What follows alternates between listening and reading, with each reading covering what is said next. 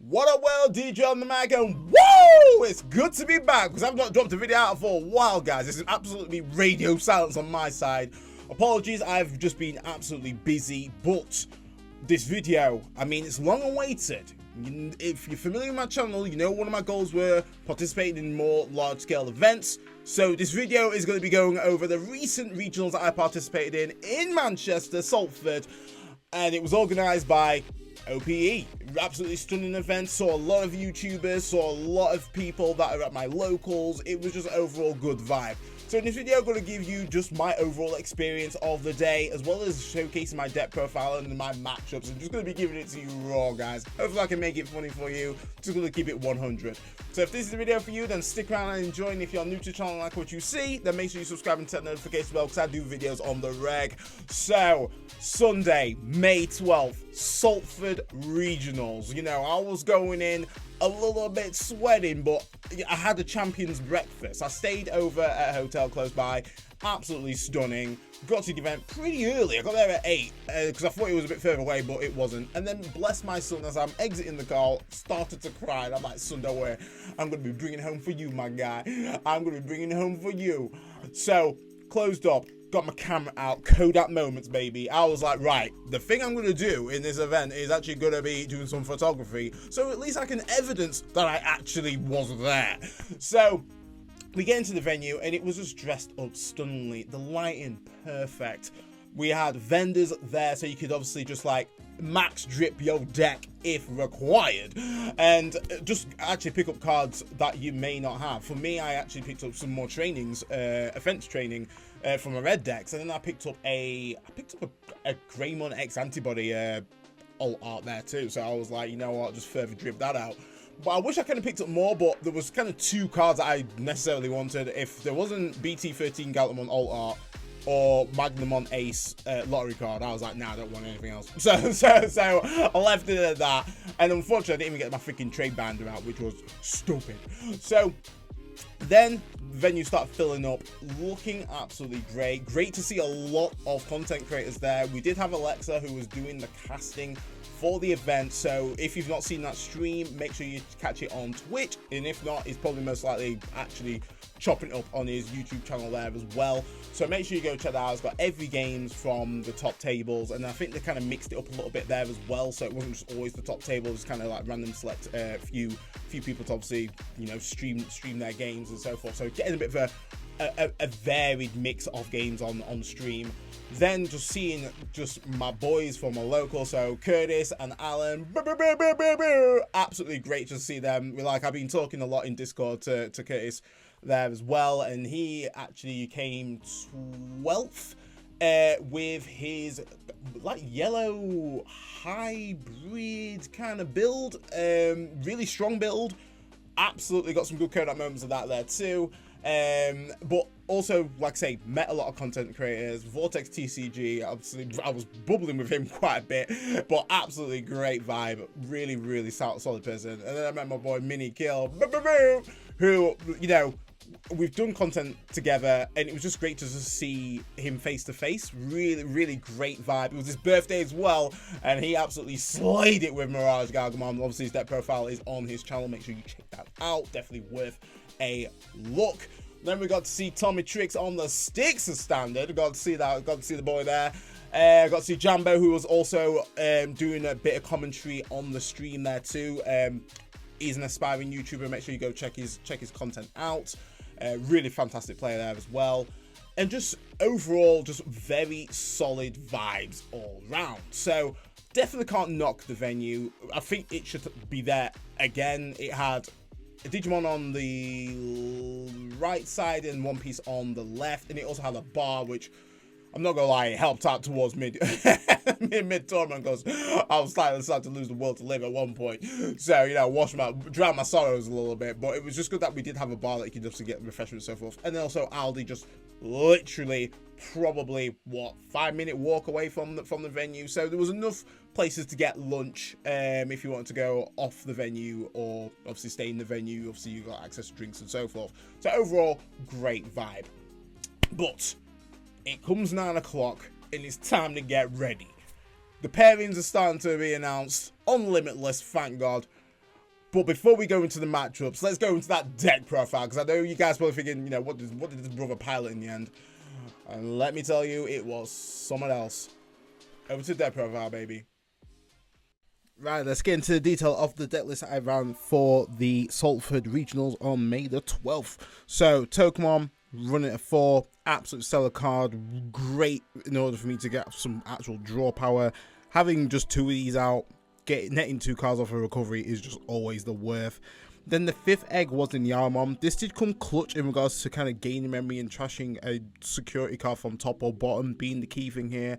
Enable you to essentially get out a free Gatomon or trigger your rev from security. So overall, really solid lineup. Don't regret actually picking these cards, but Yarmon, getting that either in your 1st or 2nd egg can be a little bit wounding, especially if you're wanting to just kind of get more draw power for, you know, executing future plays. Going on to the rookies, standard 11. Didn't have no problem actually getting any rookies in starting hand, which was nice. And to be honest, this deck, you can just throw down an ultimate and still get some amazing value. But we've got to start off with the good old Patamon. Patamon right here, I mean, it's just so good when it works. And I say this because the amount of times that I'd push up and actually not able to go into a champion for free was a little bit wounding if I did not have a TK out to essentially stack. But regardless, when you do get that inheritable to gain the memory, and then when you do get that free evo, it does feel absolutely beautiful. Then we did run the Salamon at 2. I think the inheritable is really good in order for you to essentially either snap out lower bodies or increase the threshold of what you can delete with your Angel Woman Ace, which just comes with a clutch. Didn't necessarily use the start main as much as I would have hoped, but hey ho, she still arrived at work and put in the time. Then we would go in with the Kudamon. Great searcher, enabled us to get obviously our Tamer and a yellow vaccine card. Inheritable didn't come up at all, unfortunately, but I did kind of, looking back on it, I wish I kind of ran this at 3 now, but you know, hey ho, that was obviously in hindsight. And then we do run the absolute tech, which would have been the Bushu Agumon at 2. This is nice, getting it triggered off from your rev out of security, and then also be able to swing is massive tempo value while stacking your security. But unfortunately, the play didn't come off as much as I would have hoped, and I kind of wish I ran more of the infamous Pillarmon, because Pillarmon did come clutch in pretty much all the games where I needed it to be on shift. And when it wasn't on shift, oh, the games really did kind of turn, and they did not turn in my favor. So looking back, probably increased the Kudamon and probably increased the Pillarmon ratios, but I wanted to try the Bushy because on paper it does work fantastically, and it has worked fantastically for other players, but unfortunately for me on the day, it did not put in that work.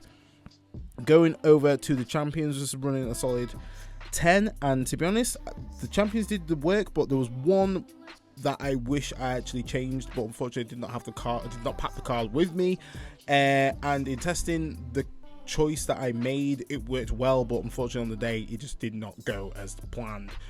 So Angemon at 4, this boy turned up to work, clocked in, got his brass knuckles on and started heaven knuckling the mofos down. His guy put in that work, absolutely MVP of the day. Especially versus Digimon with virus type there, really just helped out. Yeah, that's nothing more to say about that. Also, Gatomon as well, absolutely fantastic. Having this as security, able to essentially trigger it if it's been trashed and play it for free, which just helps out massively with that board presence. I did find it very hard to kind of get Gatomon in security at times, which was a little bit annoying, but when it was amazing value. Then the card that just didn't perform on the day, and I think it was just due to my matchups. It just, yeah, there were just times where it just kind of felt awkward. Stacking it up in my security was nice, and when that play did come off, stacking the security off my TK and then going, you know, pushing Patamon up and doing what it needs to do was good. But there was times that I couldn't actually do its full effect because I didn't have any Tamers out, so I couldn't suspend to actually do the DP minusing. And that's the thing here, you have to suspend, or they have to have a suspended Digimon to actually do a DP minus. So hindsight, should have gone with starter deck Rapimon, realistically, especially with the matchups that I did have, but you know, we live and learn. Going on to then the Ultimates. Ultimates wouldn't change a goddamn thing. They all just played an amazing part on the day. And that goes with the Magnet Angemon Ace. Beautiful. Obviously, when you slam down for 4, you get to recover 1 and able to delete, which is based on how many security you have. So, obviously, 5 would be the standard. But if you manage to drop this out first or second turn, if they've got a body out and they're not doing a swing, effectively you can neg 6 KDP off a body, which is just really, really good. That 8k threshold as well, really helpful in order for you to kind of swing a little bit more safely. Then with the Angelwoman Ace, absolute MVP on the day when you are stacking your security with revs and then obviously triggering this to just absolutely nuke their board is so much value. And the Numemon matchup was a testament to how good this card was for that matchup, because yeah, that was probably my easiest matchup of the day, and I wish I actually had more Numemon matchups because I found that quite comfortable, especially in this deck's favor. But yeah, tagging that up with obviously your Salamon inheritable, able to then delete a possible 8k body, which is nice, or kind of snipe out multiple bodies if they've got, you know, a Digimon at 6k and a Digimon at 2k or less, so double pop, which is just glorious. So no changes in regards to the Ultimates, all did what they had to do on the day.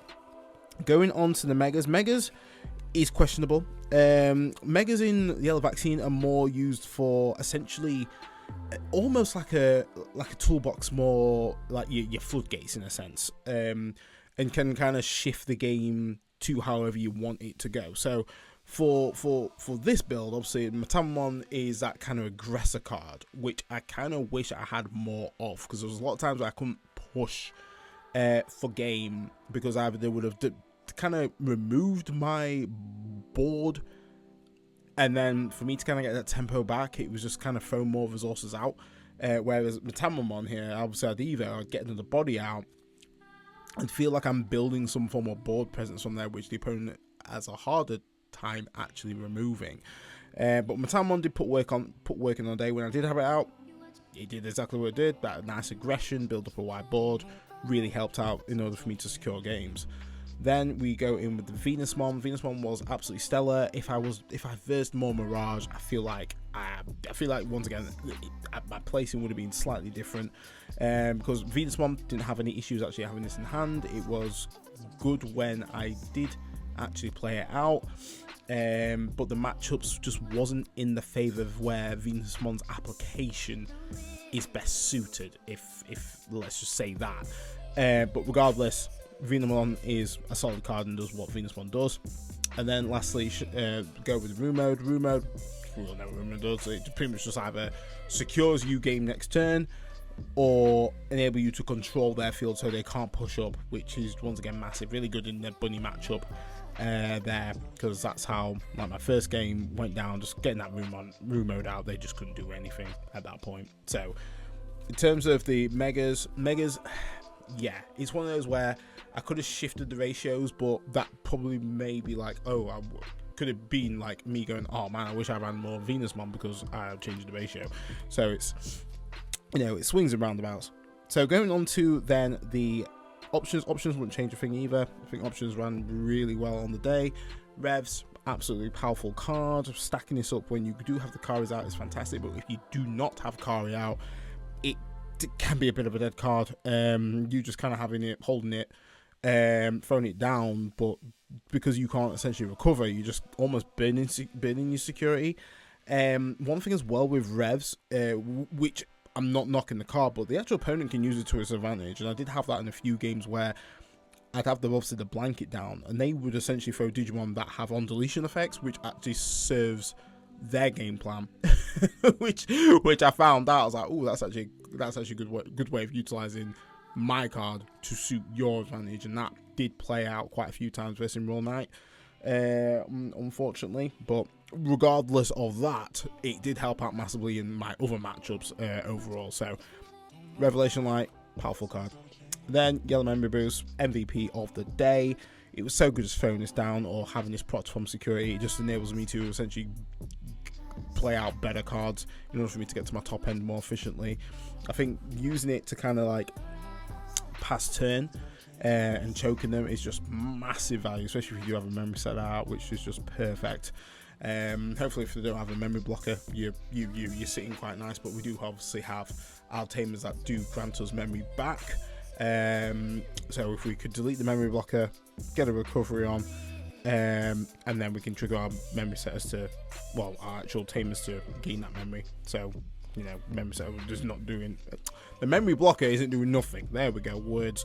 So going on to the Tamers wouldn't even change a thing on that either. I think, like, looking back, you know, probably would have been nice to get this out a little bit earlier than in some of my games, but I think running more than 2 of this can just end up as a bit of a brick in hand, depending on how the game state's going. Like, you want to either throw this down early or want it to be procced from security, which I very rarely had it procced from security, or unfortunately I managed to either grab it from my security and I'm like, oh brilliant, now I have to pay for the goddamn thing, which is just not great at all.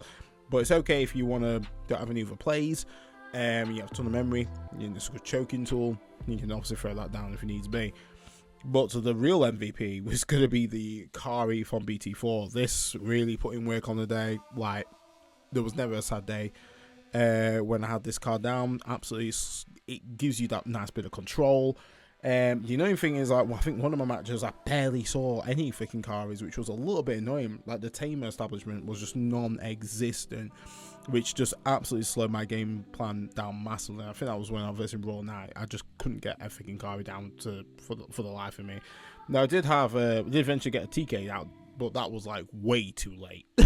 Way too late, where it just wasn't important or going to help me out at all. But overall, TK did come into work, did what he had to do, gave me that memory when I needed it, really helped out, and helped me just kind of stack my security, so at least Patamon didn't whiff as hard as it did in some of my games.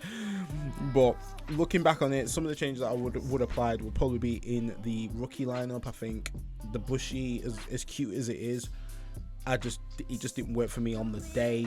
And also the Rapimon, BTA Rapimon, I probably would have switched that out to the starter deck one. I think the blocker would have definitely helped me a lot more. Okay, you've seen the list. Let's go to those matchups, shall we? So, overall, it was going to be a maximum of 7 rounds, and if the someone is undefeated, in likelihood it could have been to 6 rounds, which it was actually 6 rounds overall. So, round 1 comes up.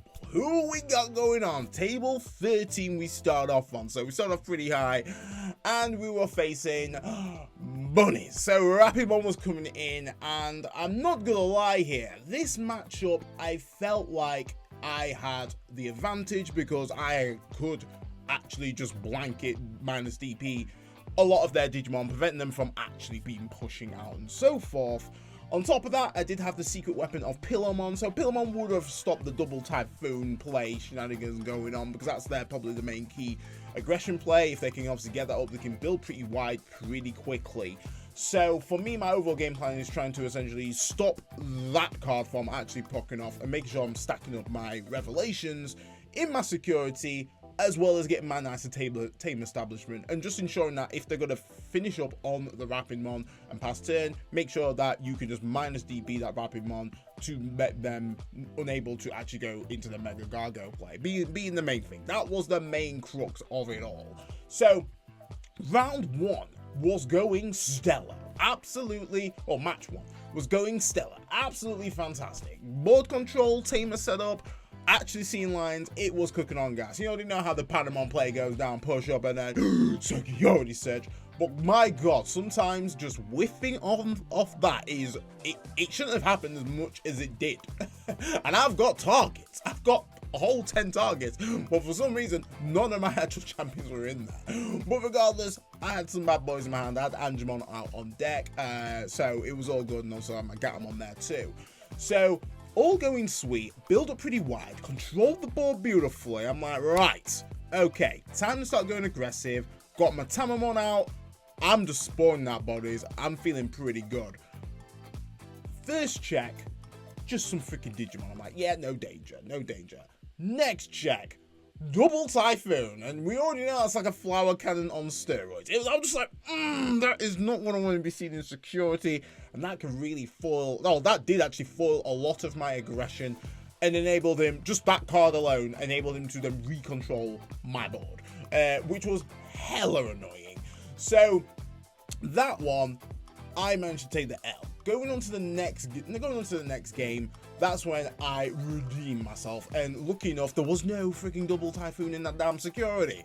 When I saw him do a reveal, and then effectively reveal 3 double Typhoons off the bounce, I'm like, yes, the only thing I've then got to worry about is essentially a potential Heavens or a giant missile at that point. So I felt okay. I felt like I could swing in and do some good damage, and lucky enough, we did manage to take that game too, which was hella sick. So then from there, obviously the final match, the decider of it all. So good back and forth, really balanced game. There wasn't nothing that like I got tilted. The security was pretty okay, but unfortunately, it was coming down to time, and I couldn't finish the dinner. I literally was just one card off. If I had a if I had an Andrew Woman ace, would have deleted the 6k, swung for game. That's literally it. But because he had a Rapidmon out, I was like, I already know he has the Mega Gargo. I already know. I can't do anything about it, so I might as well just attack and see what happens. And surprise, surprise, Mega Gargo came out with the freaking missiles and stun mash freaking shit right up. So, yeah, that obviously was a draw overall, and it was at that point where effectively, because it's a draw, I kind of bubbled in the draw kind of pots, let's just say. And almost like the run was really dictated by that. Because I felt like if I won that game, I probably would have faced a little bit more Mirage, which actually would have been okay, because I have the cards to actually prevent Mirage from actually popping off and doing what they need to do. Or New May, which is my favourable matchup. So, we're bubbling out. We're going into the draw kind of pot. And the next round, round 2, is then Royal Knight, which I have not even tested for. I'm not gonna lie, didn't expect Royal Knight. I didn't even expect to even face Royal Knight. And the thing about Royal Knight is that it's literally, it feels like a race. And the only thing they have to do is just bang bodies out. And they bang freaking high DP threshold bodies. So the issue with the deck that I've got is like, it's a matter of how do I deal or delete their high DP bodies before they took it under Yggdrasil. That's the issue there. So we go into the first game. So first game was okay. My hands were decent. I had freaking Kari. I had my Tamers. It felt pretty decent. I could set up and actually get some momentum. Yellow Memory Boost was an absolute goat, really just helping me search and just kind of bank up my power plays and help me actually search out my top end, because it felt like in this matchup, I really needed to see Matamon. like realistically, Matamon start spawning, doing my stuff. And if I get Matamon and Angemon out, at least if I'm swinging and it's going to die, I can either have the option to barrier or actually die and recover. So I had kind of like a strategy going on. Unfortunately, Matamon just did not appear as much as I actually hoped for, but that's what you get for kind of running 2. And once again, didn't realize I'd actually run into Royal Knights at this event. I knew it was popular, but I didn't realize how many people would be on it. So the opponent as well was actually utilizing my revelations to almost further accelerate their game plan. Because obviously there's a blanket, if they throw the Makamon down, effectively they get the Undulation. So Undulation just took a freaking Royal Knight underneath, making their game plan a lot quicker in order for me to absolutely get freaking ran down by the freaking Avengers Assemble team. So I'm there trying my best to go through. Unfortunately, he kind of just had the answers, and there was one time where I was kind of hoping for my Pillamon, my solo Pillamon, could have really helped in that matchup, and this is where I kind of thought, like, God, if I ran more Pillamon, this actually would have been a lot more easier to deal with. But unfortunately, I'm just praying on that one reveal that Pillamon might actually be there. So in classic Royal Knight fashion, You already know when Omnimon comes out, it's Royal Knights assemble, and then my ass got rushed down. It was like the Raging Demon, like KO. I was done. I was cooked. So that round went pretty swift for the Royal Knight player. So going on to game 2. So game 2, for some goddamn reason, Tamers non-existent. I couldn't find my Tamers at all. So it was a real struggle. I had my revelations though, but if I've not got Kari out, I'm effectively just burning my security, which is not effective, and I can't even stack.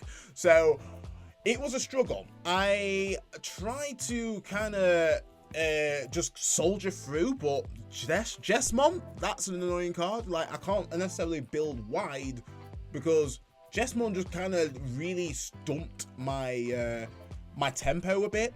I did actually find the infamous Pillowmon, but I misplayed it and just played it too early. I just played it foolishly too early. It got dealt with. Jesmon just freaking clapped out straight off the bat. So yeah, actually, same rinse and repeat. Royal Knights assemble, blam, I got rushed down again, and that was a swift freaking 2-0 to Royal Knight. That was, yeah, I felt really sad about that. That was like, oh yeah. So Royal Knight bodied me, absolutely bodied me. So at this point, I'm on a draw and a loss, which doesn't really sit that well with me. But lucky enough, I did have time to take some more photography, so I was just kind of snapping around. I got some bottled water, which was goddamn expensive. £4.50 for some goddamn water. Shit! I like the venue, but I don't like the prices. That's all I'm saying.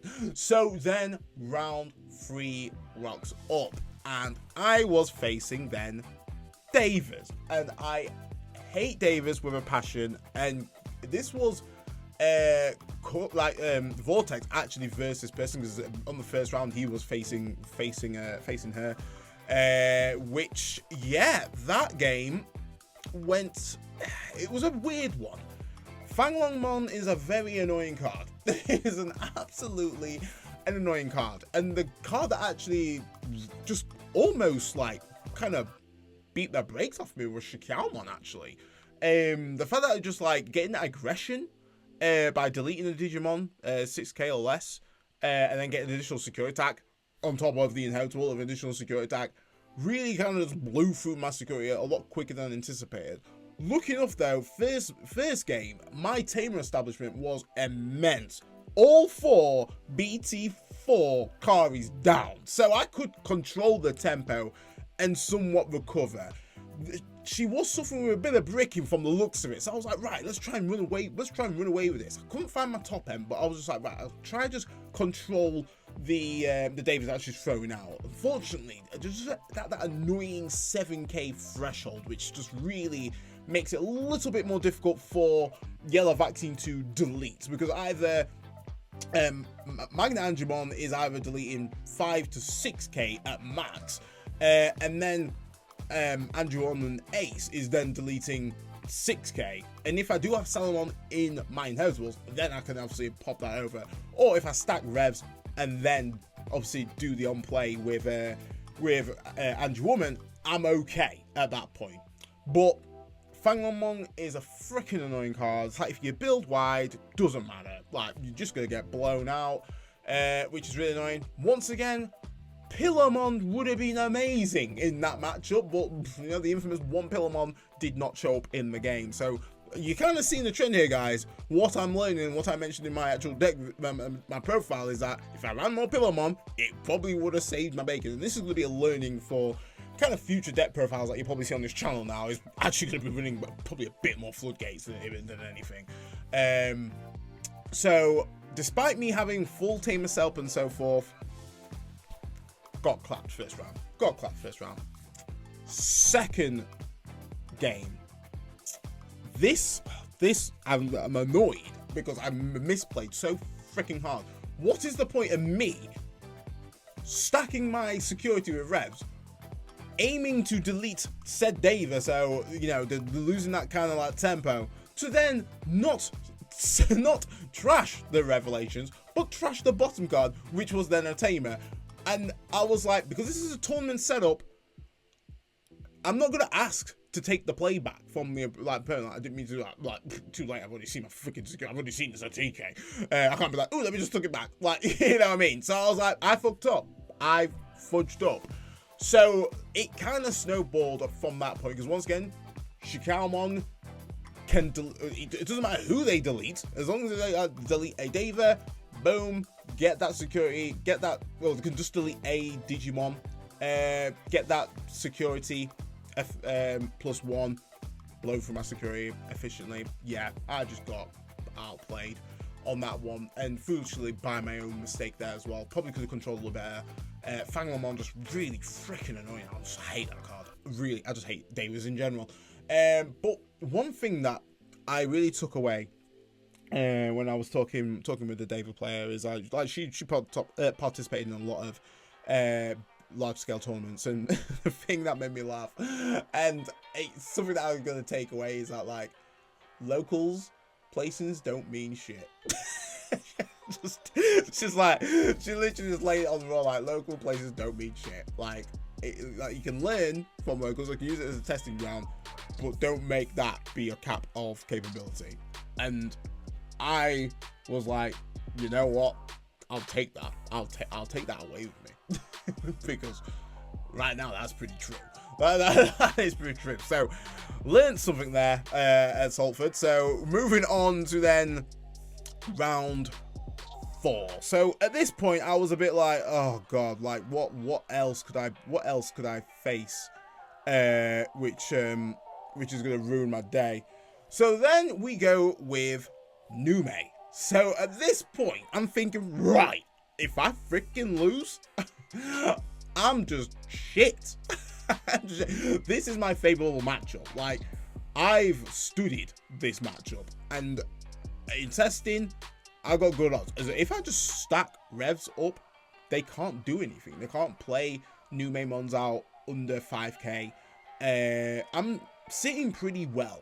So comes to the May running a purple base there as well, so they could get some advantage from their deletions, and obviously from me playing my revs and so forth. So the game went pretty freaking smooth, like clockwork. Like I had my Tamers out, controlling the board, Kari out on deck, so if they try to get aggressive, I can just steal turn where necessary. I got my ace play, so if they try and obviously be aggressive with the Ukamon, effectively I can just ace, pop the Ukamon. I've kind of got that tempo and happy days. And first round, easy street, like really easy. Deck worked as it should, built wide, all the good stuff. Revelations was the absolute GOAT on that. So then going on to game 2, another rinse and repeat scenario, getting my revs stacked up, getting my Tamers stacked up. It was a lot more back and forth. It was definitely not as easy as the first game, because freaking, what is it, Waru Monzimon? The one that freaking just like DG draws and so forth. That was annoying, because obviously if I'm evoing on top of one of my champions with an ace, obviously doing that, then I get DG draws, they gain free memory and so forth. So there's a lot of control on that kind of play from the opponent. But Venusmon, the bosoms of grace came over and just absolutely lashed down and making sure there's no one attacking, no one devolvings. That right there helped out massively on that matchup and just locked that boy down. I literally had the Metamon and I had Venusmon out. It was looking pretty freaking nice from my side, and then I managed to take that. So 2-0 on that one. That was a saving grace. I was like, I can't freaking take another L. I can't take another L, because at this point my record is 1 win, 1 draw, 2 losses, and I'm just like, frick me, I really cannot deal with another one. So got that, felt good, felt okay. So going on to the next round was, after lunch, Etamon or Sukamon. And I kid you not, guys, I have very little knowledge of this matchup whatsoever. So I was going in very blind. So first game literally took pretty much 40 minutes. That's how long the game went. keeping it short and sweet. Great back and forth. I thought I was in the driver's seat. I was really popping off. I felt pretty confident because I'm thinking, oh, this deck ain't got no legs. Got no legs. Or if it's got legs, it's got weak ankles. It was all going sweet when I had the Pillarmon out. And I realized that the Pillarmon shuts that deck down a lot. So I was eating. I was like, let's go. Just keep on chipping. Happy days. We are good. As soon as that Pillarmon left the field, oh boy, it took an ugly turn. It took such a shift to the point where it was the iron wall. It was just me trying like going like Deco, like smash Delaware, smash. I was going in full, just punch. No, block, redirect, recovery. It was awful. I couldn't break through. To the point where I decked out. I actually decked out because I couldn't break through. Recovering from trash, yeah, it's almost like a better recovery than what I'm doing. When I'm recovering, I'm taking something from my deck. They're not losing much cards from that point. They're just basically recovering old cards from the trash, which is absolutely fine. So ultimately, I was going to deck out first. And I couldn't keep pushing. You know, Angemon with the brass knuckles came out and shift. You know, making sure I can obviously just not even bottom deck, more like bot sec their card, Virus Digimon into the bottom of their security, which was great and all, especially when they kept throwing out freaking Defex, and I thought, surely they only used one Defex. Nope, the second one came out and graced me, and Defex really just slowed a lot of the tempo down from my side, so yeah, opponent took that one. So then obviously it comes to game 2, and realistically we've got 5 minutes on the clock, so 5 minutes or turn 1, 2, 3. So it was a matter of just kind of go tall, swing, and unfortunately just couldn't get enough gas to claim a win, so at least overall logs as a draw. So the opponent took that win, I took an L. So that was fantastic. Etamon, I must admit, if it sets up, it's very difficult to deal with. King Etamon, what the fuck? Honestly, like, that card's a nuisance as well. But it is like Pillarmon will just shut that down. So once again, the common theme that I'm showing you guys is don't underestimate your floodgates. Like, seriously, do not underestimate those. I wish I had went in with more Pillarmon in this whole event. I think it would have gone a little bit more smoother. So then going on to round 6. Round 6, I'm there like, let's get it, boys. Opponent didn't even show up, so I got to win. So overall, I won one game. And yeah, one match, which was my favorable matchup. And this is why I say, like, if I had won the first game, like, I could have just kept getting bodied and so forth, but it meant that I wouldn't have got lugged with a lot of the draw pairings, which either was, you know, a lot of yellow vaccine, Dava, Royal Knight in that sense. If I had won, I could have been facing a lot more of my favorable matchups. I could have been facing Mirage, could have been facing Red Hybrid, which Red Hybrid is a bit hit and miss, so they could just obviously tempo me down and so forth. But at least I've kind of got some plays to stop their power plays from even happening. And Nume, if I faced more Nume, I reckon I would have been sitting a lot more better. But despite the matchups, there was quite a few misplays that I did, which I'm still kicking myself now. But it's those lessons that we learn from playing at a larger scale, is that you're going to be facing a lot more variety of decks, and you've got to be kind of tech ready for them. Being the thing. So I did feel a little bit disheartened, but technically I have placed higher than my previous, well, it's actually my highest placing, 83 out of 128, but it's not amazing. It's really not amazing. Nothing to shout about. It did really make me think of, like, am I really actually a decent player? Like, do I even know how to play Digimon at this point? I'm trying to move away from that negativity. Like, you should never really think like that.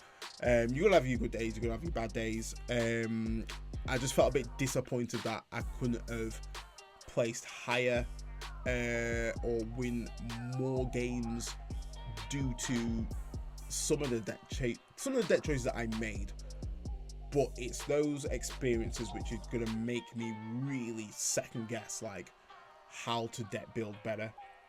And I think you need those. We take L's. I've taken L's pretty much all my life. For like prime example, I love beat 'em up games. I had a friend who I used to always go around his house and we always used to play beat 'em up games, and he was like far better than I. So it was just me just getting my ass kicked every literally like 6 hours.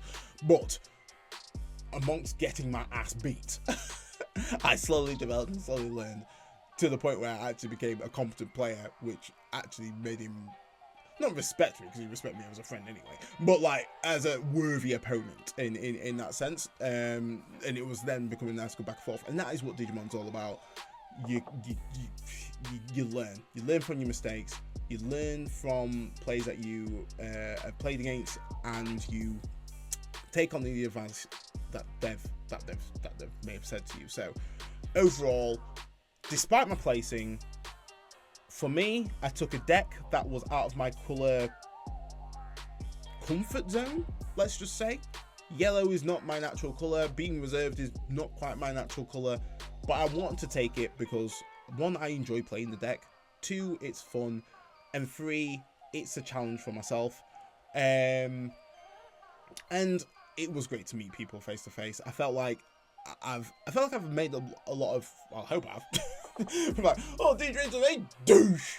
but I hope that I've made good friends along the way, meeting a lot of people face to face, and I suppose like for them to see me how I am on camera versus how I am in person, I hope they don't think that I'm putting an act on, because this is how I just am.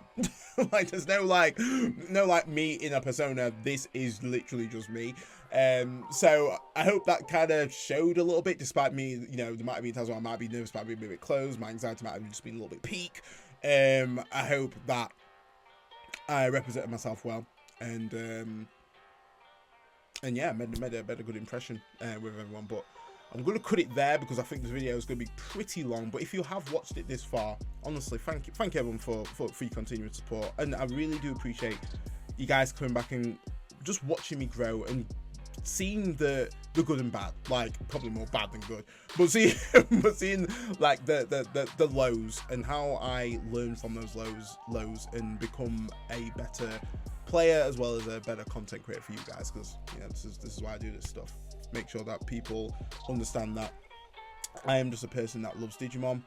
I am a player who just wants to overall get better, and I just want to keep producing content for the community to share my overall experiences.